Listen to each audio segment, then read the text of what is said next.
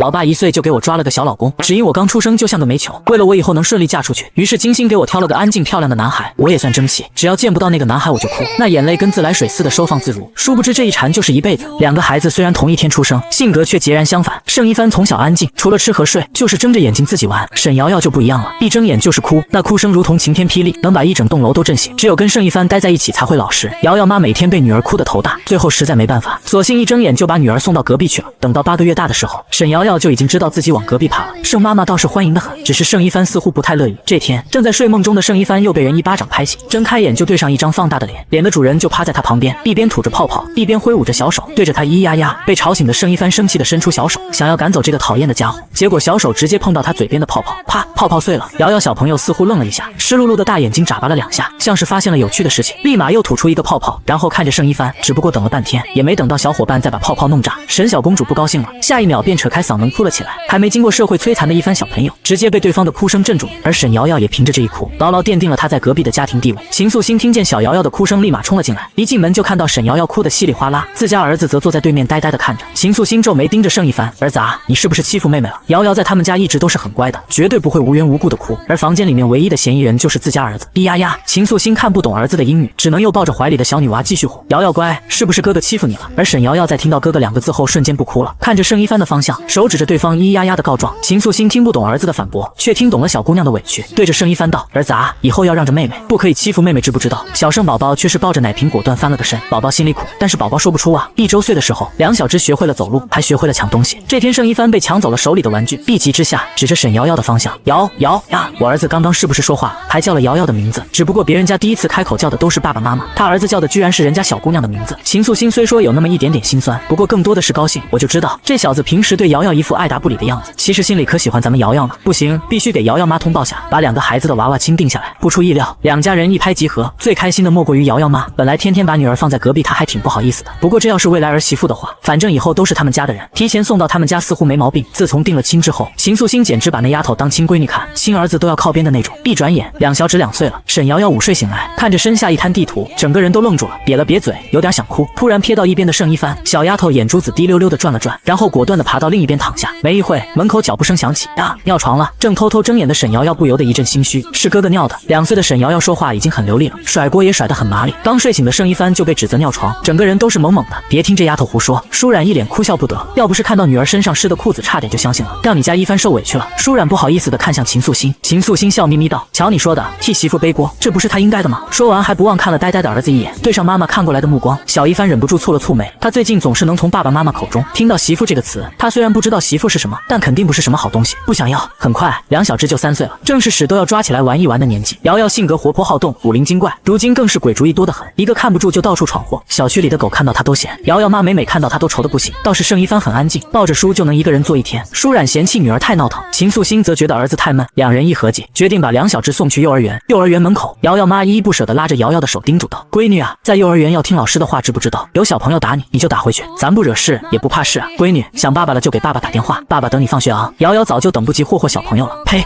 不对，是和小朋友玩耍。小手一挥便拉着盛一帆的手，头也不回地踏进了幼儿园。瑶瑶爸看着宝贝闺女的背影，鼻子一酸，眼泪唰地掉了下来，看得一旁的瑶瑶妈哭笑不得。记得瑶瑶刚出生，她爸觉得瑶瑶丑，不相信是自己的闺女，转头去抱旁边的盛一帆。因为这事，瑶瑶妈忍着刀口痛，硬是追着她爸在产房跑了3天3夜。沈瑶瑶嘴巴甜，一见到年轻漂亮的老师就主动打招呼，老师好，老师你好漂亮。年轻的女老师被小姑娘甜甜的小奶音萌到，你叫瑶瑶吧，你也很漂亮哦，我是你们的桃子老师。沈瑶瑶打完招呼，还不忘帮着旁边的盛一帆做介绍，老师他叫盛一帆。桃子老师随即看向旁边的小男生，暗暗惊讶，好漂亮的男孩子。一帆小朋友你好呀。桃子老师摸了摸盛一帆的脑袋，盛一帆有些抗拒，他不喜欢别人摸他的头，不过妈妈出门的时候对他说过要尊敬老师，所以绷着小脸说了一声老师好，我带你们去教室。桃子老师一只手牵着沈瑶瑶，另一只手准备去牵盛一帆，不过还没碰到他就被躲开了。桃子老师愣了一下，就听得旁边小姑娘软糯的声音响起，桃子老师他不喜欢别人牵他，你牵瑶瑶就好了。说完自己便去牵盛一帆，这一次对方倒是没有躲开，桃子老师不由得莞尔，所以他这是被嫌弃了吗？教室内，桃子老师正在帮2人安排座位。老师，我要跟盛一帆坐在一起。沈瑶瑶主动要求道。为什么呀？我要保护帆帆。虽然一帆爸妈在家一直都教导盛一帆要保护好沈瑶瑶，不过沈瑶瑶一直觉得盛一帆才需要保护。好吧，谁能拒绝一个小可爱的请求呢？桃子老师把2人安排坐在了一起，前面坐着一个小胖子，小胖子很胖，有2个沈瑶瑶那么胖，头上顶着一撮小呆毛。小姑娘的眼神不时地往对方的脑袋上飘，看着看着，小手忍不住有些痒痒。趁着小胖子不注意，沈瑶瑶伸出小短手，飞快把对方头上的呆毛往下压了压，结果压下去他又竖起来，压下去又竖起来，重复几次后，沈瑶瑶忍不住有些急了，一巴掌狠狠拍了下去。小胖子是班里的小霸王，别的小朋友都怕他，被拍了脑袋立马不高兴的抬起头。沈瑶瑶也意识到自己闯祸了，衡量了一下两人体型上的差距后，果断把小脸藏在手后面，趴在桌子上装睡。小胖子转过身就看到拿着书本的盛一帆，气势汹汹地问道：“刚才是你打我的？”盛一帆看了一眼趴在桌上狗狗碎碎的沈瑶瑶，我没有，就是你。小胖子从位子上站起来，挥舞着小胖拳头就要打盛一帆。沈瑶瑶急眼了，顾不上装睡，爬起来大喊了一声：“桃子老师来了！”小胖子信以为真，转过身才发现自己被骗了。沈瑶瑶则趁机拉着盛一帆就往外面跑，一边跑一边喊着：“桃子老师救命！小朋友打人了！”小胖子气得哇哇叫，挥舞着胖胖的拳头追了上去。桃子老师听见动静很快赶了过来，把三人叫到一起，看向小胖子：“为什么打人？是他先打的。”小胖子指着盛一帆的方向气鼓鼓的告状：“一帆小朋友，是这样吗？”盛一帆看了一眼旁边站得端端正正、一眼无辜的沈瑶瑶，抿着唇没有开口。桃子老师弯下腰，耐心地说道：“打架是不对的，我们跟静阳小朋友道个歉好不好？”桃子老师，我替他向小胖道歉。老师刚说完，沈瑶瑶便主动开口，朝着小胖子鞠了个躬：“对不起，你能原谅我们吗？因为打人的是他，所以这个歉他道得十分的诚恳。”只不过小胖子并不领情，指着盛一帆的方向道：“我要他道歉。”老师看向盛一帆：“一帆小朋友，你能向小胖？糟糕，差一点被带偏了，你能向静阳小朋友道歉吗？”盛一帆板着小脸：“不能。”桃子老师很头疼，完了，碰到个头铁的，第一天上幼儿园就被叫家长。秦素心和盛彦成都没有想到，沈瑶瑶一看到一帆爸妈出现，就知道自己闯祸了。不等两人开口，就主动交代道：“你们别骂帆帆，都是瑶瑶干的。”小丫头低着头，一脸心虚。一听说打人的是瑶瑶，夫妇俩的心眼瞬间就偏了，摸着小姑娘的脑袋：“我们瑶瑶这么乖，肯定不是故意欺负小朋友的。”盛一帆很想翻白眼，他们是不是对乖这个字有什么误解？瑶瑶小朋友闻言瞬间眼睛亮了，立马抬起小脑袋用力点了点：“没错，他不是故意的，是他的小手不听话，自作主张。”头上的两个小揪揪因为他的动作跟着一摇一晃的，奶乎乎的样子看得秦素心心都快化了。他们家瑶瑶真可爱，那瑶瑶能告诉我们到底是怎么回事吗？秦素心声音温柔，耐心的询问出声：“瑶瑶不是故意的，瑶瑶只是想要帮他撸毛毛。”小姑娘忽闪着大眼睛，小奶音无辜又诚恳。众人这下都注意到了小胖子头上的呆毛，也大概猜到了是怎么回事。盛爸爸拍了拍盛一帆的肩膀道：“好儿子，做得对，男子汉大丈夫就要能屈就屈，你是哥哥，必要的时候帮妹妹背个锅也没什么大不了的。”背锅侠板着小脸，面无表情，他可以说不要吗？放学回去的路上，两个孩子手上拿着糖人，糖人是照着两小只的样子画的。沈瑶瑶舍不得吃自己的糖人，就盯着盛楚一手里的糖人道：“你看起来比我好吃，我能不能舔一口？”盛一帆赶忙把糖人护了起来：“不能，好吧。”沈瑶瑶有些遗憾地收回视线，看着自己手里的糖人，张开嘴巴又闭上，重新抬起头看向盛一帆：“我舍不得吃我自己，我拿我的跟你换行吗？”盛一帆没他那么多想法，只觉得他很烦人，直接就跟他换了。接过瑶瑶的糖人后，直接送到嘴边，咔嚓一声，盛一帆还没来得及品尝糖人的味道，就听见沈瑶瑶大喊了一声：“啊，你把我的头吃掉了！”盛一帆吓得一个哆嗦，险些把糖人给扔掉。沈瑶瑶一边心疼自己的头，一边又惦记糖人的味道，眼巴巴地看着盛一帆：“我的头好吃吗？”不等他回答，小姑娘就自顾自地下了结论：“肯定很好吃。”沈瑶瑶的视线随即又落在她手里剩下的半截糖人，吸溜了一下口水：“我的手看起来也很好吃的样子。”盛一帆满脸黑线，嘴巴里的糖人突然就失去了味道。盛一帆直接将剩下的糖人递到了他面前，沈瑶瑶的眼神顿时亮了，糖人没了脑袋，吃起来毫无心理压力。车子到楼下时，沈瑶瑶不知道想到了什么，突然抱紧秦素心的大腿：“素心姨姨，瑶瑶晚上可以住在你家吗？”“当然可以。”秦素心巴不得这丫头天天住在自己家里，太好了，我晚上要跟帆帆一起睡。不要！盛一帆闻言，小脸上瞬间写满了抗拒。他2岁就跟爸爸妈妈分房睡了，才不要和别人一起睡，我睡觉很乖的，保证不抢你被子。小姑娘信誓旦旦：“那也不行。”盛一帆板着小脸，说什么也不同意。小姑娘皱着一张包子脸，委屈巴巴地看着他：“真的不可以吗？妈妈知道瑶瑶在学校闯祸会打瑶瑶屁股的。”秦素心闻言不由得好笑，她说：“这丫头好好的怎么会想要住他们家？原来是怕回去后挨揍。放心，我们不告诉爸爸妈妈，他们不知道就不会打瑶瑶屁股了。”秦素心安慰她道：“真的吗？”小姑娘闻言眼睛亮了亮：“姨姨什么时候骗过你？”小姑娘这才松了一口气：“谢谢素心姨姨，姨姨最好了。”到了门口，瑶瑶妈听见动静就从屋里走了出来：“回来了，刚好我菜也买好了，晚上来我家吃饭，就当是庆祝2个孩子第一天上幼儿园。行，这2年2家人处得跟一家人似的，谁也不跟谁客气。”看到秦素心和盛彦成2人一起，瑶瑶妈笑着道：“怎么你们2口子还一起去接了？这不是2个孩子第一天上幼儿园吗？刚好他也顺道，我俩就一起去接了。”骗人是不对的。一旁的盛一帆小朋友突然开口：“明明就是沈瑶瑶打人才会被叫家长，你说什么？这丫头在幼儿园打人了？”瑶瑶妈的声音瞬间拔高了1个度。只见氛围突然安静，3人齐刷刷看向盛一帆的方向，他们商量好回家谁也不说，独独把这小子给忘记了。盛一帆小朋友被众人盯着，脸部红气不虚，睁着一双无辜的眸子问：“我是不是不应该说真话？”爸爸妈妈答应了沈瑶瑶不说，他可没答应。夫妻俩被儿子这番茶里茶气的表演给惊到了。臭小子才3岁，这都是跟谁学的？没有，你做得很对，以后瑶瑶要是在学校闯祸，记得第一时间告诉冉姨。舒冉摸了摸盛一帆的脑袋，下一秒抬头看向沈瑶瑶的方向，化身河东狮吼：“沈瑶瑶，你给我过来！素心姨救命啊！”小姑娘大叫了一声，立马躲到秦素心身后。秦素心忙护着她道：“好了好了，小孩子打打闹闹不是很正常吗？看你把孩子吓的，这才第一天就闯祸，谁家的孩子跟他一样？”舒冉越想越气，不对啊，这丫头打架老师为什么不通知我和他爸？怎么把你们2口子给叫去了？也没什么，就是老师弄错了，被打的小朋友误以为动手手的是帆帆，老师这才找了我俩。什么误会？肯定又是瑶瑶那丫头搞的鬼吧？织女莫若母啊！帆帆，你跟冉姨说，是不是瑶瑶故意的？舒冉没问那丫头，而是直接问向盛一帆。一帆看了一眼瑶瑶的方向，然后抬起头看向舒冉。冉姨，瑶瑶她不是故意的，她不是故意打完人就假装睡觉的，你别骂她。她还替帆帆道歉了。听到这丫头不光动手打人，居然还想甩锅给盛一帆，顿时气不打一处来。好啊，你瑶瑶，你给我出来，我今天非得好好教训你一顿不可。哇！躲在秦素心身后的沈瑶瑶直接被吓哭了。不哭不哭，素心姨姨在呢。秦素心一边心疼的哄着她，一边劝说舒冉，瞧你多大点的事，再说瑶瑶她也不是故意的，别把孩子给吓着了。秦素心悄悄给儿子使了个眼色，想要让他先带着瑶瑶去隔壁躲一躲，谁知道盛一帆愣是当作没看见。秦素心看着儿子好气又好笑，感情自己是生了个黑芝麻馅的。你别管了，这丫头要是再不教训就该上天了。舒冉都快被气死了，别人家的小闺女都是文文静静，只有她生的这个像个猕猴似的，简直比男孩子还能闯祸。秦素心将沈瑶瑶牢牢护在怀里，哪有你说的那么严重？再说了，你要打我儿媳妇，我能不管吗？行，你管，以后要是不满意，我这可不退货。没问题。秦素心笑着道，你放心，我就是不要儿子，也肯定要瑶瑶这个儿媳妇。带着梁小芝回到了家后，秦素心把盛一帆叫到跟前，帆帆，你是不是不喜欢瑶瑶？小家伙抿紧嘴巴不说话。秦素心佯装叹气，好吧，妈妈知道了，既然你不喜欢瑶瑶，那以后就不让你们一起玩了。幼儿园有那么多小朋友，肯定会有人喜欢瑶瑶，以后就让别的小朋友陪瑶瑶一起玩吧。一想到沈瑶瑶以后跟别的小朋友玩不和自己玩，盛一帆忍不住皱起了小脸。其实沈瑶瑶只是吵了一点点，也没有那么讨厌。好半晌，小家伙才别扭扭的开口，对不起妈妈，我错了。错哪了？盛一帆低着小脑袋，我不该故意跟冉姨告状，就知道这小崽子是故意的。秦素心面上不动声色，实际心里早就笑翻了天。臭小子，老娘比你多吃了20几年大米，还拿捏不了你，你知道错了就行。好了，快去哄你小媳妇去吧。瑶瑶小媳妇倒是一点也不记仇，直接爬上了一帆的小床，拍了拍旁边的枕头，小大人似的口吻，帆帆快来，我给你讲故事，哄你睡觉。盛一帆表示抗议，不过抗议无效。沈瑶瑶的故事讲得磕磕巴巴，讲到一半他自己还先睡着了，摊着肚皮睡得四脚朝天，甚至还打起了小呼噜。盛一帆皱了皱眉，一脸嫌弃的拿过自己的小毯子帮他盖好，才在旁边躺下。第二天早上，秦素心来叫梁小芝起床，就见两个小家伙头抵着头逼在一起睡得正香，很久没有看到两个孩子睡得这么有爱的画面了。秦素心忍不住拿起手机对着两人咔嚓咔嚓一通拍照，拍照的声音直接把盛一帆给吵醒了。小家伙揉着眼睛坐起身，妈妈你在干什么？没什么，该起床上幼儿园了。秦素心慌张的把手机收了起来，决定等以后两个孩子大了再把照片放出来给他们看。他甚至已经想到了以后在梁小芝的结婚典礼上放出照片的画面。盛一帆看了一旁边睡得跟小猪仔似的女娃，一脸嫌弃的推着她，快起来，你的口水把我的枕头都弄脏了。呜呜，沈瑶瑶被推醒，一睁开眼就看到面前的盛一帆，忍不住张开小短手抱住了他的脖子，在他的脸上吧唧了一口。帆帆早安。盛一帆被吓一跳，赶忙嫌弃的推开他，哎呀不许亲我，你的口水都弄我脸上了。沈瑶瑶被嫌弃了也不生气，拉着盛一帆的小手，走了，刷牙去了。盛一帆小朋友虽然嘴上嫌弃着，却还是主动挤好牙膏后递给了沈瑶瑶。梁小芝排排站，穿着同款睡衣，手里拿着同款牙刷，一起刷牙的画面格外有爱。秦素心全程姨母心泛滥，再次悄咪咪掏出了手机。等到梁小芝洗漱好出来，就看到桌上已经摆好了早餐，小姑娘自己爬上凳子，两只眼睛亮晶晶的，小嘴跟抹了蜜似的，看起来好好吃啊。素心姨好厉害，你要是瑶瑶的妈妈就好了，那瑶瑶就给帆帆当小媳妇，素心姨就也是你的妈妈了。沈瑶瑶不知道小媳妇儿是什么，但她想要素心姨当妈妈。听了秦素心的话，眼睛亮了亮，扭头看向盛一帆，我要当帆帆的小媳妇。盛一帆看了他一眼，慌忙摇头拒绝，不要，你不喜欢瑶瑶吗？秦素心笑着问儿子，那你想要谁当你的小媳妇？小家伙板着酷酷的小脸道，不要小媳妇，他2岁就知道媳妇不是什么好东西，他才不要小媳妇，谁都不要。幼儿园内，盛一帆眉头紧皱，他一点也不喜欢幼儿园，因为幼儿园的小朋友都好吵。盛一帆，我能和你一起看书吗？不能，他喜欢一个人看书。盛一帆，我们一起玩好不好？不好，他只想一个人玩。盛一帆，我可以和你做朋友吗？不可以，我只和。盛一帆，我好喜欢你啊，我长大嫁给你好不好？盛一帆皱了皱眉，刚想要拒绝，就听到旁边一个超大的声音响起，不好，不行，不可以，帆帆是我的，你们不可以喜欢她。他想到素心姨姨说的话，当帆帆的小媳妇就能叫她妈妈，万一帆帆找别的小朋友做小媳妇，他就不能当素心姨姨的孩子了。不行，绝对不可以。小女生被打断，生气的瞪着他，盛一帆是大家的，我们才不要听你的，我们就要喜欢他，对，我们才不要你管。沈瑶瑶被一群小女孩说急了，大声喊道，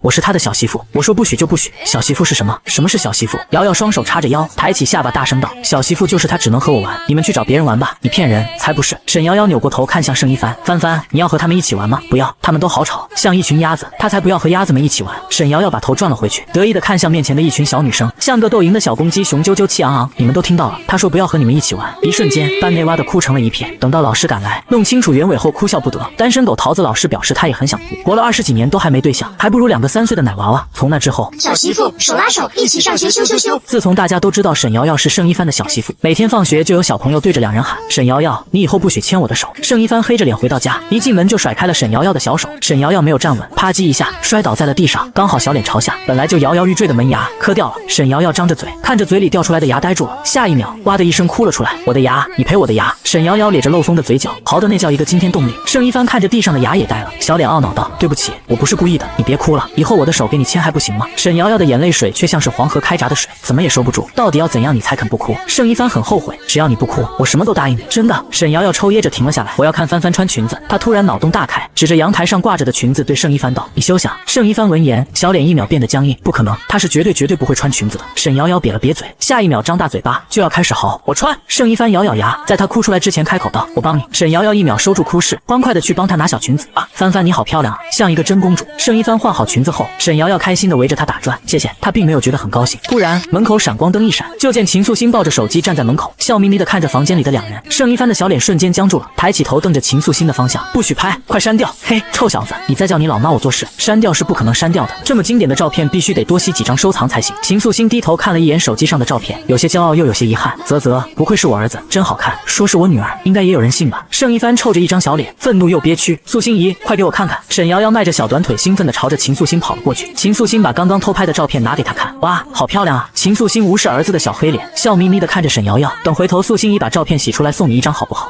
沈瑶瑶毫不犹豫地点了点头，小脑袋点得跟捣蒜似的，大眼睛亮晶晶的，满脸都是兴奋。素心姨，瑶瑶也要拍照。说完，跑回盛一帆身边，牵着他的小手。秦素心笑着举起手机，画面定格，就看到照片上两个小人手牵手站着，一个穿着裙子黑着小脸，一个顶着漏风的牙齿，笑得一脸灿烂。3年的幼儿园生活很快就过去了。沈瑶瑶顶着盛一帆小媳妇的头衔，凭着一己之力将班上大半的小女生都得罪了。暑假一过完，两人就正式成为了一名小学生。学校离小区很近，从小区大门出来，只要过一个路口就到了。开学第一天，梁小芝便提出要自己去学校。从背上书包满心好奇的小学鸡，到每天磨磨蹭蹭不肯去学校的厌学小学渣，沈瑶瑶只用了2天半的时间。沈瑶瑶，你能不能走快一点？盛一帆看着身边走得比乌龟还慢，把100米硬是走出了红军长征25000公里般艰难的人，不耐烦地催促道。沈瑶瑶抬起头，睁着一双无辜的眸子，不怪我，是我的腿他不听使唤，一看到学校大门就走不动道。盛一帆瞪着他，你再走这么慢，我明天就不和你一起去学校了。同样的话，盛一帆每天早上都会重复一遍，不过等到第2天又会准时的把他从床上拉起来。知道了。沈瑶瑶耷拉着小脑袋叹气，略，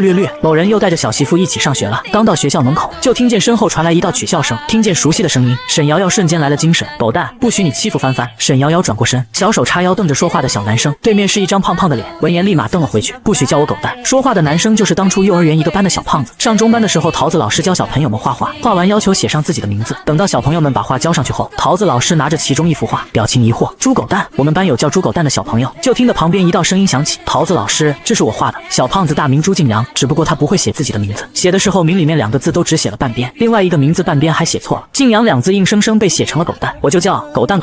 沈瑶瑶一边朝着他做鬼脸，一边大声叫：谁欺负帆帆他就欺负回来。小胖子急恼了，偏又说不过他，一生气胖胖的身体就朝着他撞了过去。沈瑶瑶一时来不及躲开，被他撞翻在地。小姑娘两眼一翻，直接倒在了地上。小胖子见状直接被吓懵了，他不会死了吧？我不是故意的。到最后直接哇的一声哭了出来。盛一帆也被吓到了，慌忙跑上前，见沈瑶瑶眼睛闭着一动不动躺在地上，整张脸都吓白了。沈瑶瑶，你快起来，别闹了，上课快迟到了，我以后再也不嫌你走路慢了。瑶瑶，沈瑶瑶。盛一帆的声音一声比一声着急。就在他红着眼准备用电话手表给妈妈打电话的时候，就看到原本睡在地板上躺尸的人突然睁开眼，哈哈哈，被我骗到了吧？盛一帆愣了一下，随即生气地站起身。沈瑶瑶，你太过分了，骗人很好玩吗？沈瑶瑶看着他红红的眼眶，眨巴了2下眼睛道：帆帆，你哭了？对不起，我就是想吓一吓朱小胖，我才没哭，你看错了。盛一帆一秒又恢复到平时酷酷的样子。一旁的朱静阳看到沈昭昭突然睁开眼，顿时吓了一跳。你没死？小姑娘两眼一翻，伸出舌头，我死了，我现在是鬼。朱静阳只是笨了一点，又不是傻，知道自己被骗了，狠狠瞪了沈瑶瑶一眼后就跑了。快点起来了，一会该上课了。盛一帆见他没事，朝着他伸出手，沈瑶瑶却是躺着没动。我起不来，你既然不想起来，那就在地上躺着吧。盛一帆说完转身就走。沈瑶瑶傻眼了，没想到对方居然真的不管他，他正准备爬起来，却发现手疼的厉害。沈瑶瑶又伸手摸了摸其他地方，每摸一下，小脸就白上1分。盛一帆走了一段路，见那丫头还在地上躺着，不由蹙了蹙眉，你要是再不起来，我就真不管你了。沈瑶瑶有些发呆的看着盛一帆，突然哇的一声哭了出来，直接把盛一帆哭懵了。你哭什么？别哭了，我等你还不行吗？这丫头每次一哭，倒霉的都是自己，以至于盛一帆一看到她的眼泪，就有种不好的预感。沈瑶瑶哭得很伤心，一边哭一边抽噎着，呜呜，我是不是快死了？我还没有当你的小媳妇呢，我还不想死，你在乱说什么？小姑娘瘪了瘪嘴，哭得更伤心了，我都快死了，你还凶我，呜呜。盛一帆，我以后再也不要理你了。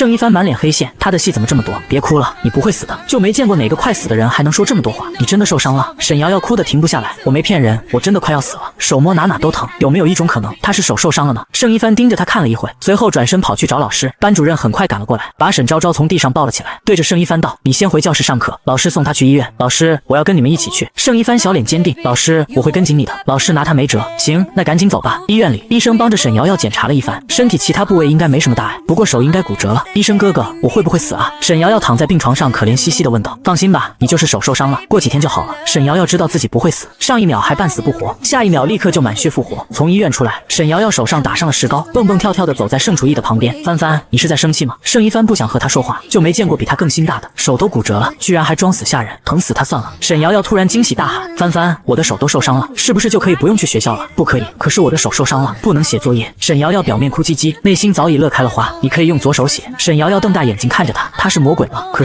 是我的手受伤了，不能背书包。沈昭昭垂死挣扎，我帮你背。就这样，盛一帆帮着他背了整整1个学期的书包。直到某天，盛一帆下楼扔垃圾，看到沈瑶瑶一只手举着甜筒，另一只手上提着满满一大袋零食，蹦蹦跳跳从外面回来，四目相对。盛一帆的视线落在他残了几个月的右手上，漂亮的眸子里慢慢聚起一团火。他不是说他的手还没好吗？糟糕，被发现了。沈瑶瑶小脸上闪过一抹心虚。帆帆，你快看，我的手好了耶！这些是我特意买给你吃的，谢谢你一直帮我背书包。沈瑶瑶抢在对方开口之前，将手里的零食往他怀里一塞，脸上挂着软萌讨好的笑容。耶，他可真是个机智小可爱。你确定这些都是买给我吃的？盛一帆看了一眼，里面全都是他自己喜欢吃的零食。沈瑶瑶用力点了点小脑袋，反正只要他不承认，就是买给他吃的。那行，说完便伸手去拿零食。哎，不是，他还真要啊！他不是从来不吃零食的吗？还没想完，手上的零食已经全被打包带走了。小学第1次考试，沈瑶瑶考了0分，红着眼睛回到家，正好瑶瑶爸下班回来。闺女，怎么了？是不是在学校有人欺负你了？告诉爸爸，爸爸替你去教训他，他欺负我了。沈瑶瑶一看到老爸，顿时委屈的不行，把烤了大鸭蛋的试卷递给了他。瑶瑶爸拿着空白的试卷，仔仔细细的看了好几遍，最后还使劲擦了擦眼睛。闺女啊，你是不是拿错试卷了？这卷子上面什么也没写啊。沈瑶瑶一脸委屈道：“我考试时看了一遍，都会，就直接交给老师了。”瑶瑶爸深吸了一口气，不生气不生气，他的孩子就是来报恩的，他怎么能好好上学呢？万一学会了怎么办？万一以后要撇下他去很远的地方读大学怎么办？万一以后不回来了怎么办？他必须得留在他身边啊，毕竟外面的大街还得有人扫，路边的垃圾也得有人捡。考0分就考0分吧，起码没有退步的空间了，以后考多少都是进步。晚上，瑶瑶爸把那张考了0分的试卷发到了网上。不出意外，未来整个市区的大街都归我女儿扫，其他家长请教育好自己的孩子，千万不要跟他抢饭碗。谁想刚发出去没多久，底下就跳出来一堆评论，以后让你女儿把路边的台阶扫干净点，不然我儿子睡得不舒服。麻烦你女儿以后扫街的时候注意点，别把我儿子放在路边的碗扫走了，到时候叫你女儿靠边点扫，别挡着我女儿喝西北风，你这就过分了。好歹给我闺女留一条街。瑶瑶爸抱着手机看了一晚上的评论，愣是把扫大街几个字给看顺眼了。这相比之下，高低也是门正经的工作。第1次考试过后，组织了大家去郊游。一大早，盛一帆就被老妈赶到隔壁去叫沈瑶瑶起床。一推开房门，就看到瑶瑶正努力往包里塞零食。帆帆，你快看，我准备了这么多吃的，等到了动物园我们一起吃。盛一帆看着满满一大包零食，眉头忍不住皱了起来。他是把未来1个月的零食都装进去了吧？他们是去郊游，又不是去逃难。沈瑶瑶装完家里的零食，看了一眼包包还有剩的地方，又跑去客厅把桌上2个大苹果也一并塞了进去。盛一帆看着床上鼓鼓的背包，紧抿着唇角，你带这么多，到时候背不动，我是绝对不会帮你背的，我肯定能背得动。沈瑶瑶拍着小胸脯道，她都想好了，她从上车就开始吃，等下车就能少掉一部分，剩下的那些再边走边吃，包包很快就会空掉的。大巴车早早便停在学校门口，一会我们就是坐这个车去动物园吗？沈瑶瑶满眼兴奋，像个没见过世面的傻包子。上了车，沈瑶瑶就迫不及待地选好了位子，来帆帆，我们坐这里。其他女生都羡慕她，她们也想和盛一帆坐一起，不过盛一帆平时都只跟沈瑶瑶玩。沈瑶瑶兴奋地看着窗外移动的风景，只不过上一秒还在激动，下一秒就蔫了。帆帆，我好难受。女孩第1次坐大巴就趴在青梅身上，一向冷若冰霜的男孩不仅没有一丝的抗拒，反而嘴角带着一抹不易察觉的笑意，因为他知晓女孩晕车是装的，可他就心甘情愿陪着女孩演下去，直到车子抵达动物园。刚下车，沈瑶瑶瞬间满血复活，一会跑到这边看看，一会跑到那边瞧瞧，像是一只忙着采蜜的小蜜蜂。你别乱跑了。盛一帆跟在后面，活脱脱像个小管家。跑到一半的时候，沈瑶瑶终于累了，扯了扯盛一帆的袖子，帆帆，包包好重，我背不动。盛一帆哼了一声，你休想我帮你。哦，沈瑶瑶瘪了瘪嘴，直接往地上一坐，你干什么？我要把他们都吃完再走。盛一帆小脸瞬间变黑，不行，老师说过要大家一起走，你不可以一个人待在这里。那怎么办？我真的背不动了。沈瑶瑶眨了眨眼，一脸无辜的小表情。盛一帆咬咬牙，我帮你背。沈瑶瑶立马从地上站起来，把包包递给对方，还不忘附赠一串彩虹屁。帆帆最好了，我就知道你不会不管我的。盛一帆满脸黑线，合着他就是个大冤种呗，好气，可又不能真的不管他。沈瑶瑶从包里掏出2个大苹果，一个自己啃，另一个递给了盛一帆。看着上面的苹果皮，盛一帆表示拒绝。沈瑶瑶收回了手，好吧，帆帆不吃太他自己吃。刚好园子里的大熊猫也在进食，两只爪子抓起地上的竹子就往嘴里送。盛一帆指着熊猫对沈瑶瑶道：“你快看，像不像你？你是在夸我可爱吗？”盛一帆看了他一眼，不知道他哪里来的自信。不是，我是说你们一样又笨又贪吃。沈瑶瑶选择性听不见，我不管，反正我就觉得他们很可爱，我要让老爸也给我养一只。沈叔叔养你一只就够了，而且这是国一，养国一是要坐牢的。什么是国一？沈瑶瑶扭头看向他，笨蛋，就是国家一级保护动物，你连这个都不知道，笨死了。笨蛋沈瑶瑶被骂了也不生气，笑嘻嘻道：“帆帆你好聪明啊，你怎么什么都知道？”盛一帆被夸得有点不好意思，微微红着脸，傲娇的抬起下巴：“是你太笨了，谁让你平时不肯多看书？”沈瑶瑶表示：“他才不要看书，是玩具不好玩吗？还是动画片不好看？他躺着玩游戏不香吗？为什么要看书？帆帆快看，是长颈鹿耶！哇哦，还有孔雀！”一路上就听见沈瑶瑶叽叽啧啧的声音：“吃你的！”盛一帆直接掏出一包零食塞到他手上：“哇哇哇，帆帆你是怕我饿了吗？可是我刚刚才吃了一个苹果，吃不下了耶。”沈瑶瑶揉了揉小肚子：“不是，你太吵了。”瑶瑶鼓了鼓腮帮子：“他哪有很吵？明明大家都跟他一样。”沈瑶瑶决定单方面跟他冷战1分钟，直接跑去和其他同学一起玩了。盛一帆看着他拉着别的小男生一起看老虎，不高兴的黑了脸，又看到他跟别的小男生贴着玻璃脑袋和脑袋挤在一起，小脸更黑了。回去的路上，盛一帆一个人生着闷气，倒是沈瑶瑶很快便忘了刚才的事情，兴奋地说着动物园里的趣事，只不过说了半天都不见盛一帆理他。“你生气了？”沈瑶瑶凑过来盯着他的眼睛看。“没有，你明明就生气了还不承认，你好吵，你能不能不要说话了？”盛一帆突然很不耐烦地大声说道。沈瑶瑶冷不防地被吓了一跳，整个人都愣住了，眼睛里委屈地冒起了泪花。盛一帆抿了抿唇，脸上忍不住闪过一丝懊恼。“对不起。”沈瑶瑶小声说道，说完便低下了小脑袋。盛一帆看着他，好几次想要开口，不过很快又抿紧唇瓣，两人都没有再开口说话。大巴车一路摇晃着回到学校，沈瑶瑶终于，盛一帆鼓起勇气，只不过刚一开口，就见沈瑶瑶像是小兔子一般跳了起来。“呀，到了，我先回去了。”说完，抱着包包冲下车，一路跑回了家。“宝贝，回来了，今天玩得开心吗？”瑶瑶爸今天特意早下班，提前买了菜回来给她做饭，就怕闺女中午没吃饭饿着了。开心。沈瑶瑶点了点小脑袋，看起来有点没精神。瑶瑶爸心疼地打量着闺女，小胳膊小腿跑瘦了吧？爸爸给你炖了肉，一会就可以开吃了。谢谢爸爸。不等瑶瑶爸再开口，沈瑶瑶就跑回了自己的房间。这孩子怎么了？我怎么觉得他有点不对劲？瑶瑶妈疑惑地看了一眼沈瑶瑶的房间，换做平时，一听说有肉吃，那丫头早激动地叫起来了，应该是真累到了吧。第二天一早，盛一帆站在瑶瑶家门口，犹豫了一下，才敲开他们家的门。“帆帆，来叫瑶瑶起床的吧，那丫头今天也不知道怎么了，一大早就起床了，还拉着你沈叔叔陪她出去吃早餐了。”“我知道了，冉姨。”盛一帆抿了抿唇，低下头回了隔壁。秦素心见只有他一个人回头，忍不住伸头看着他：“你不是去叫瑶瑶了吗？他人呢？”“去学校了。”盛一帆低着头道。“这么早？”秦素心愣了一下，随即又看了一眼儿子的脸色道：“你俩是不是吵架了？这两个孩子一向形影不离，瑶瑶丫头会不等他就去学校，定是臭小子惹他生气了。”盛一帆抿着唇不说话，一个人去了学校。到了教室就看到沈瑶瑶已经在位子上坐着了，看到他进来，小姑娘大眼睛轻闪，像个受惊的小兔子，飞快扭头看向了另一边。盛一帆眼神微暗，走了过去，从包里掏出一瓶酸奶放在了他的面前，只是道歉的话怎么也说不出口。小姑娘挺直小身板坐着，既不去拿酸奶，也不看他。好不容易到了下课，两人一前一后走在操场上。沈瑶瑶走到厕所，才发现盛一帆也跟了进来。“啊，盛一帆，你来错地方了。”小姑娘终于主动开口跟他说话，不过这种情况下倒是很尴尬。盛一帆赶忙红着脸跑了出去，扯着嗓子：“对不起，我昨天不是故意凶你的，你能不能不生气了？”沈瑶瑶咬着唇不说话，她才不要就这么原谅他，她还要再生1天不3天的气。转眼间就到了梁小芝的10岁生日，两家人特意安排了去海边度假，还把梁小芝打扮得跟小公主和小王子一样。盛一帆板着小脸，不舒服地扯了扯身上的小西装，他特别不喜欢这样的打扮，倒很喜欢瑶瑶身上的公主裙。爸妈给两人准备了一个超大的蛋糕，吃蛋糕前要先一起许愿吹蜡烛，火光莹莹，照着2张白净的小脸。梁小芝闭上眼睛，可以吹蜡烛了。沈瑶瑶迫不及待地招呼盛一帆，两颗小脑袋凑在一起，合力将蜡烛吹灭。瑶瑶许了什么愿望呀？秦素心笑眯眯地问道。“我的愿望就是希望能够快点长大，不用考试，不用写作业。”瑶瑶妈扑哧一声笑了出来，她现在觉得有点没脸见人，不想承认这丫头是她生的，怎么办？盛一帆看了沈瑶瑶一眼，笨蛋，愿望说出来就不灵了。沈瑶瑶顿时变得不知所措，“啊，怎么办？那我可不可以再许一个？”“当然不行，一个人只能许一个愿望。”“那帆帆你许了什么愿望？”盛一帆一副看笨蛋的眼神看着他，“都说了，愿望说出来就不灵了。”“那好吧。”沈瑶瑶耷拉着小脑袋，“好了。”秦素心笑着打断两人，看着盛一帆催促道：“帆帆，你不是给瑶瑶准备了礼物吗？还不快点拿出来！”盛一帆别别扭扭的从口袋里掏出一个小盒子，递给沈瑶瑶：“诺，生日快乐！”沈瑶瑶好奇的打开盒子，里面是一个小小的金锁片，精致的表面上刻着一个瑶字。盛一帆也有一枚一模一样的，只不过上面刻的是一字啊，好漂亮啊！沈瑶瑶很喜欢，拿在手里爱不释手。最后从包包里掏出他专门给盛一帆准备的礼物：“诺，给你这个，我们俩一人一个，是2个树枝娃娃，照着他和盛一帆的样子定制的。虽然没有帆帆送他的金锁贵重，不过这个可是他想了好久才想到的。”秦素心一边举着手机记录，一边夸张的姨母笑，他们俩像不像是在交换定情信物？看着2个小家伙互换礼物，他仿佛看到了2人以后结婚交换戒指的画面。盛爸爸全程乐呵呵的笑着，只有瑶瑶爸心里有点不得劲，有点不爽，但不多，毕毕竟自家闺女和隔壁小子站在一起，怎么看都是自家占了大便宜。盛一帆暗暗翻了个白眼，老妈戏真多呀，又低头看了看手中的娃娃，小心翼翼地收了起来。过完10岁生日，梁小芝就上5年级了，学习变得越来越难，什么鸡兔同笼了，3阶换方了。不过这对学渣招而言并没有什么区别，唯一的影响可能就是作业变多了，影响她晚上的睡眠时间。沈瑶瑶睡得迷迷糊糊，被人推醒，睁着一双茫然的大眼睛看向同桌桑佑佑。桑佑佑朝着讲台的方向挤了挤眼，示意他看过去。只不过2人的眼神沟通失败，沈瑶瑶并没有领会到他的暗示，伸出手一把捧住对方的脸。佑佑，你的脸抽筋了吗？桑佑佑放弃了对他的眼神暗示，改用口型提醒，看上面。你在说什么？可惜2人毫无默契。他说让你看上面。只听一道压不住怒气的声音响起，沈瑶瑶天灵盖像是被什么给劈了，灵台瞬间变得清明，僵硬的转过身看向讲台的方向，就看到班主任顶着一张比锅底还黑的脸，朝着他咆哮道：沈瑶瑶，你又在上课睡觉，给我跑去外面罚站。小姑娘蹑手蹑脚一点点朝着外面挪去，桑佑佑递给了她一个默哀的眼神。还有你。下一秒就见讲台上班主任的声音再次响起，上课躲在下面吃零食，你也给我出去。冷不防被点到名的桑佑佑露出呆住了，露出石化般的表情。教室外面2个小姑娘排站，2颗小脑袋凑在一起嘀嘀咕咕，不像是在罚站，倒像是出来放风的。班主任的课你也敢睡觉，厉害了，我的瑶。桑佑佑小姑娘一脸佩服地看着他，我也不想睡觉，可他讲课的声音好像在催眠。沈瑶瑶小脸上露出生无可恋的表情，而且你不也在他的课上吃零食？桑佑佑摸了摸肚子，我这不是肚子饿吗？对了，你说他是怎么发现的？我已经吃得很小心了，一块曲奇饼干吃了8口才吃完了。沈瑶瑶看了一眼他嘴巴边上黑乎乎的饼干屑，认真的提醒他，下次偷吃记得把嘴巴擦干净。桑佑佑恍然大悟的伸出手在嘴上擦了擦，随后又一脸八卦道：你听说了吗？2班的姚星星喜欢盛一帆，还让人帮他递情书了。那咋了？沈瑶瑶一脸平静，啥？那咋了？听说盛一帆理都不理他，导致姚星星都气哭了呢，那他岂不是很丢脸？沈瑶瑶有些同情对方，2人讨论的正激烈，突然头顶出现了一大片阴影，班主任不知道什么时候站在2人跟前，整张脸都是黑的，眼底闪烁着火光。办公室内，班主任口沫横飞的数落着2人，你俩真是卧龙凤雏，一个上课睡觉，一个上课吃东西，你们眼里还有没有老师？还有没有一点课堂纪律？你们把教室当成什么地方？什么是卧龙凤雏？桑佑佑小声问沈瑶瑶，沈瑶瑶眼睛一亮，这题他会啊。卧龙是指诸葛亮，凤雏是庞统，他们2个都是3国时期有名的人物。沈瑶瑶兴奋的小声回答，所以老师是在夸我们？桑佑佑不确定的看了一眼班主任的方向，就见后者脸色阴沉，一副头顶都快要着火了的样子。好吧，他应该是猜错了。将2人对话一字不漏听在耳朵里的班主任看着2人是生气又头疼。行了，别说了，叫家长吧。沈瑶瑶耷拉着小脑袋，这题他也熟。暑假期间，一帆爸爸的公司顺利上市，总部也搬到了京市。卧室内，老公，咱们真的要搬家呀？可我舍不得瑶瑶他们，我也舍不得他们。可现在公司重心都已经转移到了京市，不搬家的话，咱们一家人就得要分开。而且阿帆开学就上初中了，京市那边的教育更好。盛一帆手里拿着杯子站在房间门口，薄唇紧抿。他原本打算去客厅接水的，没想到会听到父母的对话。他们要搬家了。瑶瑶晚上放学回到家，舒冉和沈墨都是一副情绪不高的样子。爸妈，你们怎么了？沈瑶瑶疑惑地问道。夫妻2人对视了一眼，最终由瑶瑶爸开口道：瑶瑶啊，你盛叔叔一家要搬去京市了。沈瑶瑶愣了一下，帆帆也要去吗？你盛叔叔和素心怡都去，帆帆肯定也是要跟着一起去的。这个消息来得有点突然，沈瑶瑶消化了好久才消化完，反应过来后瞬间觉得饭菜不香了，丢下筷子就往隔壁跑。沈瑶瑶太着急了，一口气跑到隔壁，连可以输指纹开门都忘了，站在门口梆梆梆的敲门。盛一帆过来开门，看到门外的沈瑶瑶脸上闪过一丝诧异，出什么事了？你们是不是要搬走了？沈瑶瑶一把揪着盛一帆的手臂，急切地开口求证。盛一帆还没有想好要怎么跟他说，闻言只是低头轻轻点了点头。你走了，我怎么办？沈瑶瑶一脸难过。沈瑶瑶，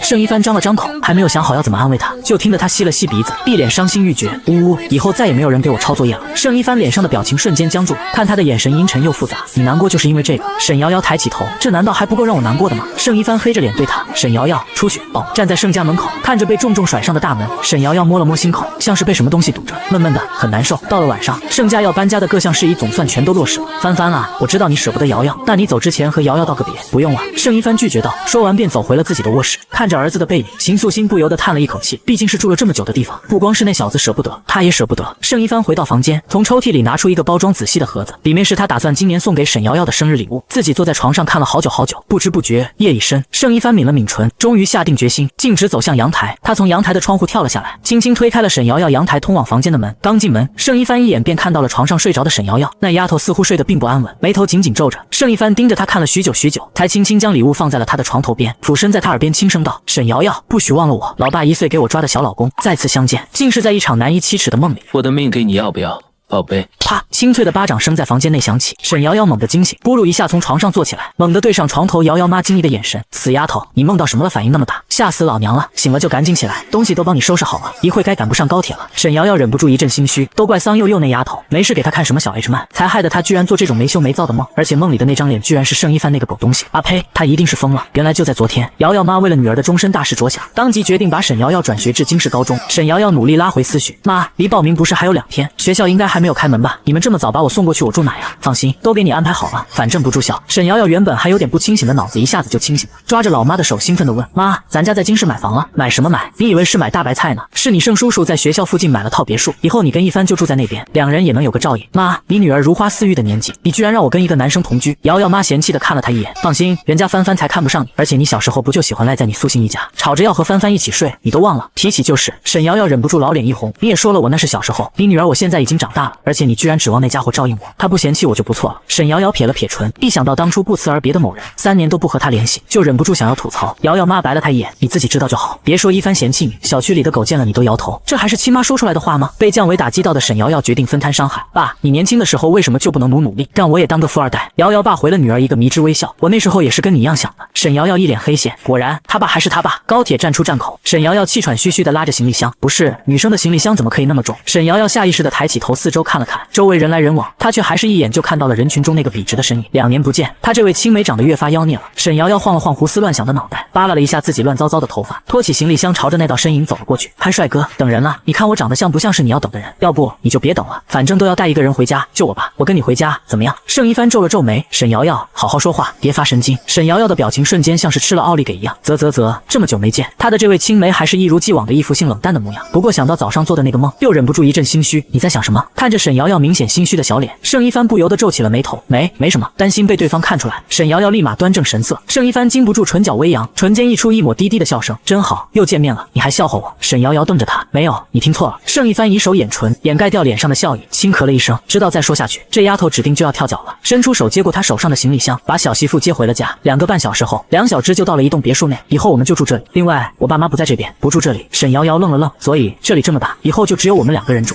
有钱人都是这么任性的吗？瑶瑶觉得现在自己寄人篱下，以后说不定还指望这位照应呢。当即抱拳开头道：一帆哥哥，那以后就请多多关照。盛一帆面上没什么表情，耳尖却止不住微微泛红。对了，盛一帆，你干嘛这么久不和我联系？你确定是我不和你联系？当然了，不然难不成还是我不和你联系？沈瑶瑶气势汹汹地反问道：到底是谁把我的微信删掉，还把我的电话号码给拉黑了？沈瑶瑶忍不住一阵心虚，当初知道这家伙竟然不告而别，沈瑶瑶一生气就把他拉黑删除了，后来气消了，又拉不下脸主动把他加回来，就想着等对方来加他，结果这人就真的不理他了。我加了，但你一直没通过。盛一帆无奈道：怎么可能？那我怎么没收到？沈瑶瑶一脸的不相信，可能是因为你把我拉黑了，所以收不到我的好友申请。那你也可以给我打电话呀。沈瑶瑶气势明显弱了许多，不过就是不承认自己有错。打了，我为什么没接到？沈瑶瑶怀疑的看着他。盛一帆深深的看了他一眼，你在打游戏，没空接。沈瑶瑶一张脸忍不住涨红，哈哈，好尴尬呀。他隐约想起来好像是有那么一回事。那你呢？你为什么不主动跟我联系？盛一帆反问道。我不是以为你不想跟我联系吗？提到这个，沈瑶瑶忽然就生出了一丝委屈，抬起一双水盈盈的眸子质问的看向对方，不然你干嘛走的时候都不和我道别？盛一帆抿着唇角，沉默着没有解释。看吧，我就知道你是故意的。见对方不说话，沈瑶瑶的气势一下子又足了。不是不想道别，而是不想当面说再见。她怕见了面就不想走了。你说什么？沈瑶瑶只看见他嘴巴动了，却没有听清楚他说什么。没什么。盛一帆赶忙收回视线，跑到厨房做饭去了。等瑶瑶从房间收拾好出来时，就发现盛一帆正站在餐桌边，桌上多了一些饭菜。盛一帆听见脚步声，抬起头招呼道：先过来吃饭吧，你都会做饭了。沈瑶瑶悄悄地打量着桌上的饭菜，你别说你饭都不会做，那个你还真说对了，我还真不会做饭。沈瑶瑶弱弱地说道。盛一帆将筷子在餐桌两边摆好，然后低着头看向他，我知道了，我做，怎么办？忽然觉得这家伙不光变帅了，好像还变得温柔体贴了。超市内，沈瑶瑶在前面走，盛一帆推着推车跟在后面。那丫头一进超市就直奔零食区，看到喜欢的零食就一股脑往推车里放，其他东西都还没买，光零食就快把推车堆满了。你买这么多零食干嘛？盛一帆看着那些零食忍不住蹙眉，不行，太多了，零食吃多了对身体不好。盛一帆一边说着，一边把他刚才挑好的零食往外拿。喂，你别都给我放回去啊，那些都是我爱吃的。沈瑶瑶见状慌忙的扑上去，整个身体趴在推车上，不准他再往外拿了。我答应了冉姨要好好盯着你，这些都不许买，不然我和冉姨说下个月扣你一半的生活费。盛一帆，你是魔鬼吗？沈瑶瑶瞪大眼睛，不可置信的瞪着他。盛一帆黑着脸，我是。沈瑶瑶坚硬的不行，双手合十，可怜巴巴的咬了咬嘴唇，眼睛眨巴眨巴的看着盛一帆。一帆哥哥，你最好了，给孩子留点吧，求求了。小姑娘声音软软，配上撒娇卖萌的表情，这谁能抵得住？盛一帆脸上微微闪过一丝不自在，轻咳了一声，只能留一点。沈瑶瑶立马点头如捣蒜。借着对方转身的功夫，沈瑶瑶又偷偷从货架上拿了几包塞进了推车里。盛一帆眼角的余光把他的小动作收进眼底，嘴角止不住扬了扬。经过牛奶区的时候，想到这家伙之前嘲笑他腿短，沈瑶瑶直接扛起了2大箱。盛一帆看了他一眼，虽然喝牛奶有助长高，不过研究表明，女孩子长高的最佳年龄是10至16岁，而你好像刚刚过完16岁生日，也就是说，你现在喝再多牛奶都没用。盛一帆，你闭嘴，我乐意，美少女的事情你少管。回到家后，沈瑶瑶手上拿着一包薯片，盘腿坐在沙发上，桌上还放着盛一帆帮她准备的果汁，悠哉悠哉的，那生活别提有多惬意了。一旁的盛一帆从厨房出来，看到他的样子，眼皮忍不住跳了跳。这时，手里的手机发来了一条信息，盛一帆低头看了一眼，假期最后2天了，出来嗨呀？不去，陪妹妹。卧槽，你家什么时候又多出一个妹妹来了？叔叔阿姨宝刀未老啊！盛一帆按了按跳动的眉心，也懒得理对方了。他低低笑了一声，一抬头就见沈瑶瑶直勾勾的看着自己。怎么了？你刚才笑了？盛一帆满脸黑线，下一秒就听得小姑娘兴奋的声音再次响起：帆帆，我就说你应该要多笑，你笑起来真好看。盛一帆表面平静，内心早已乐开了花。帆帆，现在学校喜欢你的女孩子是不是很多呀？沈瑶瑶盯着他那张脸，则还真是360度无死角啊。盛一帆的脸瞬间冷了下来，你一天到晚都在胡思乱想些什么？我在想我以后在学校是不是得离你远一点，不然我怕被你那些爱慕者们给生吞了。不知道，无聊。说完便走向了卧室。喂，你去哪？沈瑶瑶在他背后喊道。回房间看书，都最后2天了，还看什么书啊？不是应该抓住假期的尾巴尽情的放纵才对吗？要不你陪我打会游戏呗？盛一帆也想陪他呀，可是他压根就没玩过游戏。算了，我还是找别人吧。沈瑶瑶说着，直接趴回沙发上，掏出手机对着群里吼了一声：双排上分，有没有人来？马上，等我这把打完。一道清朗的男声很快从手机另一边传来，就见原本说要回房间的某人脚下的步子忽然一顿，转身朝着他的方向走了过去。沈瑶瑶抬起头看了一眼，你不是说要回房间了吗？我刚想了一下，你说的对，假期最后2天不应该用来看书。沈瑶瑶闻言笑了起来，拍了拍他的肩膀，这才对嘛，做人最要紧的就是及时行乐。我突然想起来，家里的卫生已经很久没有搞了。说完，直接拿走了他的手机，不知道从哪里拿了一块抹布塞到了他的手上。你是认真的吗？沈瑶瑶看了一眼面前的3层大别墅，这么大的地方，卫生就我们2个搞。盛一帆一脸诚恳的表情，对，我很认真，找人打扫的话，某人1个月生活费就要见顶了。沈瑶瑶咬了咬牙，努力挤出一丝笑容，好，就当是锻炼身体了。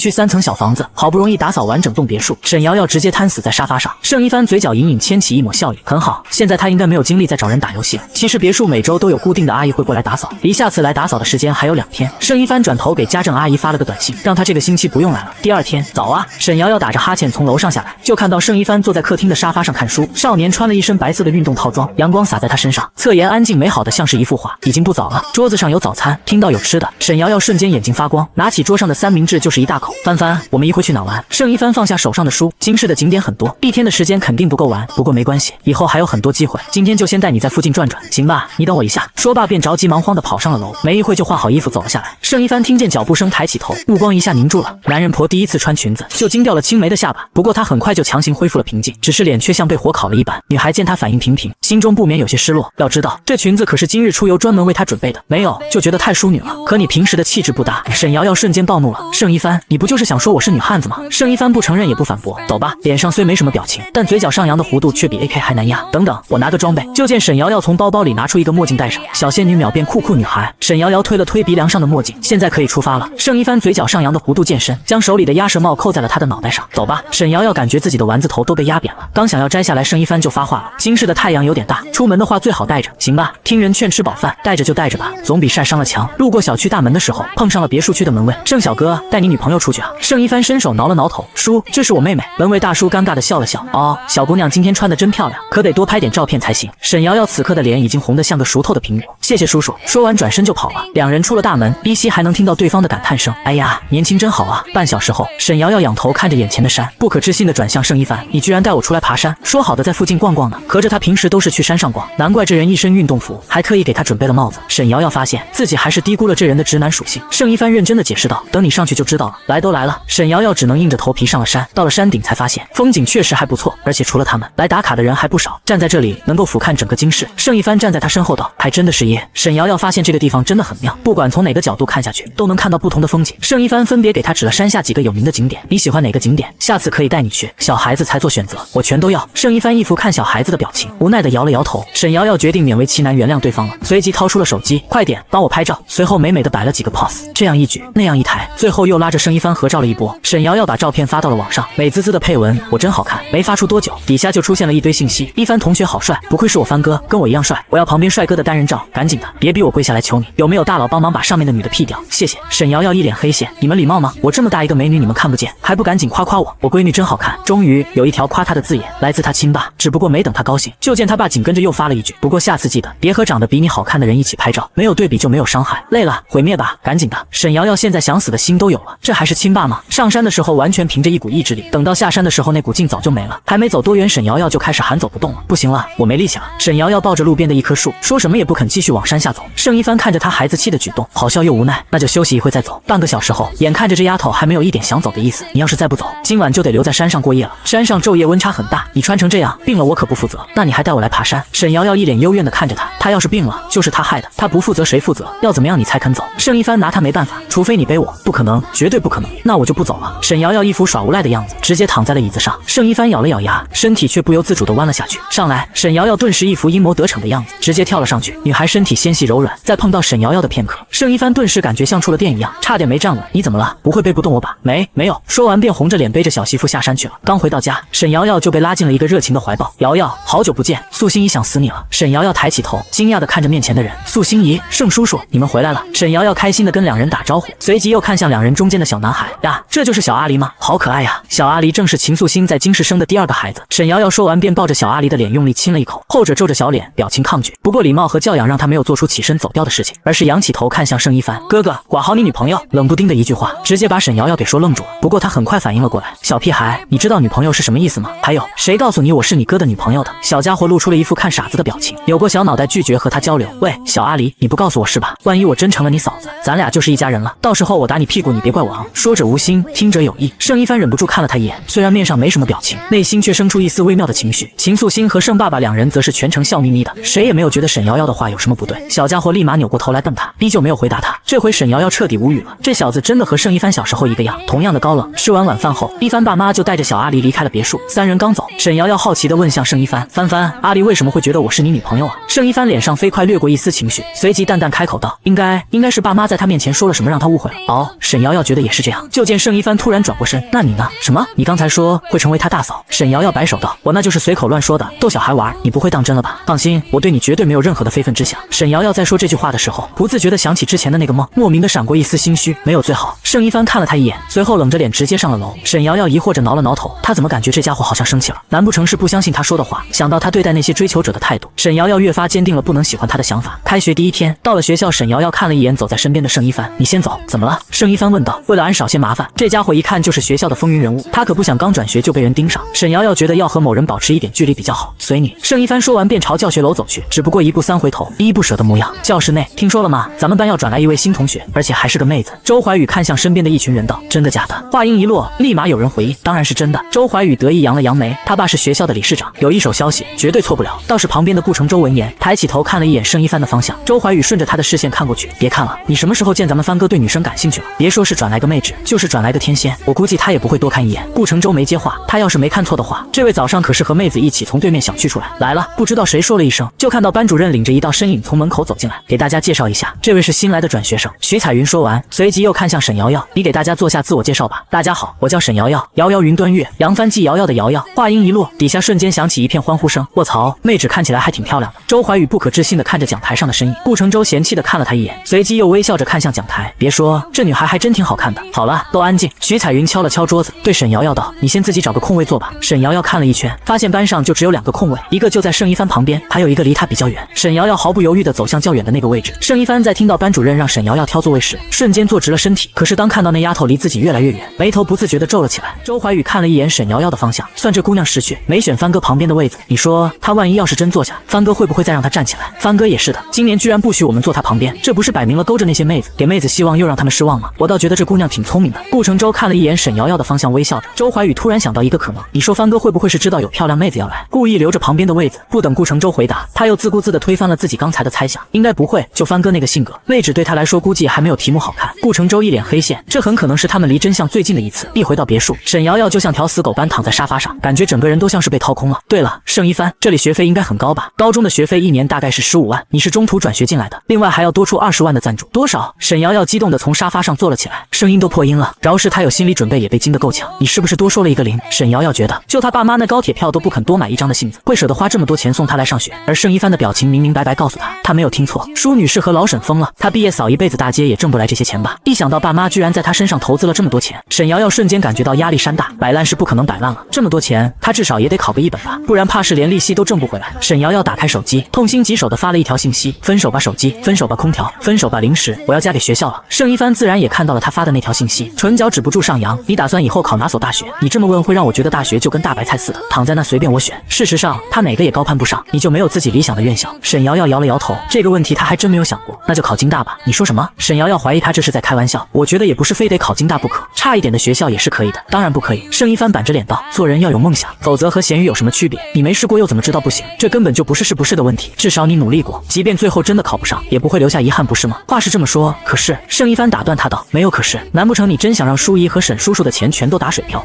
我当然不想。行吧，我试试还不行吗？求求你别再说了，再说下去他都忍不住想去学校把钱要回来了。第二天，沈瑶瑶一踏进教室，就看到几个女生聚在一起，隐隐还能听到他们聊天的内容。他真的好帅啊！对啊，连每根头发丝都帅得离谱。他们在说什么呢？沈瑶瑶忍不住问同桌，同桌蒋年扶着眼镜，应该在讨论我们班的盛一帆同学吧？要不要这么夸张啊？不知道的还以为是在说哪个明星呢。沈瑶瑶看了一眼盛一帆的方向，刚好后者也在看他。好吧，他承认那小子颜值确实还可以。刚刚还有个外班女生往他书桌里塞情书了，真的。沈瑶瑶八卦的小眼神一下子就亮了，闻言忍不住又一次看向了盛一帆的方向，连着2次和对方的视线对上。下一秒，就见盛一帆从位子上站起身，径直朝着他走了过来。班里一下子安静了下来。沈瑶瑶飞快的挤眉弄眼，一脸你不要过来的样子。盛一帆却像是看不懂他的暗示般，缓缓开口道：“你刚才一直看我，我以为你有事找我。”盛一帆话音一落，周围同学的视线纷纷落在了沈瑶瑶身上。我没叫你，你快点回去。沈瑶瑶慌张的摆手道。盛一帆看了他一眼，竟真的转身回了自己的座位。这下落在沈瑶瑶身上探究的视线更多了，就连蒋年也忍不住看向沈瑶瑶问道：“你们之前就认识？算是吧。”沈瑶瑶僵硬的扯了扯唇，这下好了，原本煞费苦心想要隐藏的关系，这下全暴露了。她严重怀疑那家伙是故意的。沈瑶瑶咬牙切齿的狠狠瞪了盛一帆的方向，在对方再次抬起头看过来的时候，做贼心虚似的飞快收回了视线。盛一帆看着那丫头脸上兔子一般的表情，忍不住弯了弯唇角，该来的总会来。第2节大课间，沈瑶瑶刚出教室就被人拦住了。喂，转学生，你是不是认识班长？班长？谁是班长？就是盛一帆。蒋年在他旁边小声提醒道，我和他不熟。沈瑶瑶的大脑几乎在1秒之内就做出了反应。对面几人面露狐疑，那他刚才为什么会专门过来和你说话？沈瑶瑶想说，谁知道那家伙哪根筋搭错了。不过真要这么说，定会给自己拉仇恨。他不是班长吗？可能是因为我刚转学过来，班主任让他关照新同学。沈瑶瑶飞快转动大脑，总算让他找到一个勉强能够说得过去的理由。原来是这样，我就说嘛，一帆同学怎么会放着我们薇薇安不喜欢？喜欢一个小县城来的转学生。薇薇安是谁？沈瑶瑶忍不住好奇问道。薇薇安是我们班的班花兼大才女，她出去演出了还没回来，你俩差得远了。告诉你，一帆同学是我们薇薇安喜欢的人，你最好离她远点。那个薇薇安真有他们说的那么好？3人走后，沈瑶瑶忍不住问一旁的蒋年，蒋年点了点头。她不光长得漂亮，人也很聪明，在班里成绩仅次一帆同学，而且小提琴拉得特别好，听说得了很多奖。小提琴啊，一听就很高大上，自己这样的估计也就只能去拉二胡。课间操结束后，沈瑶瑶去了一趟学校的小卖部，刚好盛一帆也在这里。沈瑶瑶狗狗碎碎的向四周看了一下，见没人注意到他们俩，便假装拿东西做掩护，对着某人小声质问道：“你今天是不是故意的？”什么？少装蒜！你知道我在说什么？你是不是故意想要暴露我们2个的关系啊？盛一帆确实是故意的，谁让这丫头居然选别人旁边的位子？盛一帆，你大爷的！沈瑶瑶一生气，忍不住伸手去掐他腰上的软肉，软软的小手捏在腰间。盛一帆猛地倒吸了一口冷气，声音都哑了几分：“沈瑶瑶，松手！”沈瑶瑶朝着他做了个鬼脸，一溜烟跑掉了。盛一帆摸了摸自己的腰，又看了一眼那丫头逃走的方向，无奈的笑了一声，从小卖部出来，发现那丫头居然没走远，躲在角落里狗狗碎碎朝着他招手。怎么了？盛一帆走过去，刚才忘了问你，我听说班里有个叫叶薇安的女生喜欢你，听说她很厉害，长得很漂亮，还会拉小提琴。不清楚，没注意过，都是一个班的，你怎么可能不清楚？沈瑶瑶一副不信的表情，我不管，你今天差点害我成为了全班女生公敌，必须得补偿我，今天的午饭我请。沈瑶瑶瞬间高兴了，那我要加个鸡腿。姐，杜一你。话音刚落，就听到身后突然一道声音冒了出来，我们也要加鸡腿。